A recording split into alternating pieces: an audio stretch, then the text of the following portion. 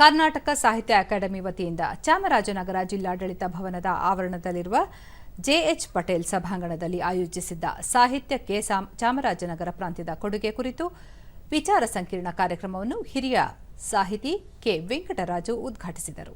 ಈ ಸಂದರ್ಭದಲ್ಲಿ ಪದವಿ ಪೂರ್ವ ಶಿಕ್ಷಣ ಇಲಾಖೆಯ ಉಪನಿರ್ದೇಶಕ ಮಂಜುನಾಥ ಪ್ರಸನ್ನ, ಕರ್ನಾಟಕ ಸಾಹಿತ್ಯ ಅಕಾಡೆಮಿ ಸದಸ್ಯ ಪ್ರಕಾಶ್ ರಾಜ್ ಮೇಹು, ಮುಖ್ಯ ಭಾಷಣಕಾರ ಸ್ವಾಮಿ ಪೊನ್ನಾಚಿ ಮತ್ತಿತರರು ಉಪಸ್ಥಿತರಿದ್ದರು. ಹಿರಿಯ ಸಾಹಿತಿ ಕೆ ವೆಂಕಟರಾಜು, ಕೇವಲ ಭಾರತೀಯ ಸಾಹಿತ್ಯಕ್ಕಲ್ಲದೆ ಪ್ರಪಂಚದ ಸಾಹಿತ್ಯಕ್ಕೆ ಚಾಮರಾಜನಗರದ ಕೊಡುಗೆ ಮುಖ್ಯವಾಗಿದೆ. ಚಾಮರಾಜನಗರದ ಸಾಹಿತ್ಯದ ಅಸ್ಮಿತೆಯನ್ನು ಕಥೆ, ಕಾದಂಬರಿ, ಕವನಗಳಲ್ಲಿ ಕಾಣಬಹುದಾಗಿದೆ. ಸಾಹಿತ್ಯ ಕುರಿತು ಹೆಚ್ಚಿನ ಅಧ್ಯಯನವಾಗಬೇಕಿದೆ ಎಂದರು. ಚಾಮರಾಜನಗರ ಅಂತ ಹೆಸರು.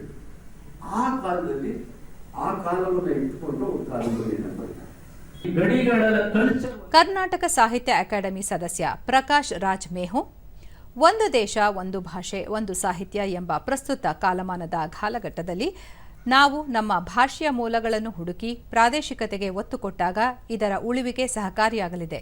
ಗಡಿ ಪ್ರದೇಶಗಳಲ್ಲಿ ರಾಜ್ಯಗಳು ಹಾಗೂ ಭಾಷೆಗಳು ಬೇರೆಯಾಗಿದ್ದರೂ ಸಹ ಸಂಸ್ಕೃತಿ ಒಂದೇ ಆಗಿದೆ ಎಂದರು. ಇದು ಬೆಂಗಳೂರು ನಗರದಲ್ಲಿ ಚರ್ಚೆ ಆಗಬೇಕಾದ ವಿಷಯ. ಇಲ್ಲಿ ಬೇಕಾದಷ್ಟು ಕೃತಿಗಳ ರಚನೆ ಆದವು. ಜೈನರ ಕಾಲ ಬಹಳ ಮುಖ್ಯ ಭಾಷಣಕಾರ ಸ್ವಾಮಿ ಪೊನ್ನಾಚಿ, ಪ್ರಸ್ತುತವಾಗಿ ಚಾಮರಾಜನಗರ ಸಾಹಿತ್ಯಿಕ ಪರಂಪರೆಯು ನಡೆದು ಬಂದಂತಹ ಹಾದಿಯು ಸಮಗ್ರವಾಗಿ ಅಧ್ಯಯನಕ್ಕೆ ಒಳಪಡಬೇಕಿದೆ. ಜಿಲ್ಲೆಯು ಜನಪದದ ತವರೂರಾಗಿದ್ದು ಸಾಹಿತ್ಯಕ್ಕೆ ಜಾನಪದವು ತನ್ನದೇ ಆದ ಕೊಡುಗೆಯನ್ನು ನೀಡಿದೆ.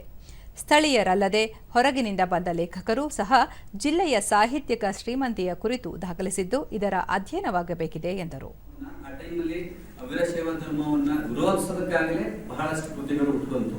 ಹಾಗಾಗಿ ನಾವು ಅದನ್ನು ಕೂಡ ನಮ್ಮ ಚಾಮರಾಜನಗರದ ಕೊಡುಗೆ ಅಂತ ಬಂದಾಗ ಅಧಿಕೃತವಾಗಿ ತಗೊಳಕ್ ಆಗ್ತಿಲ್ಲ ಅದು.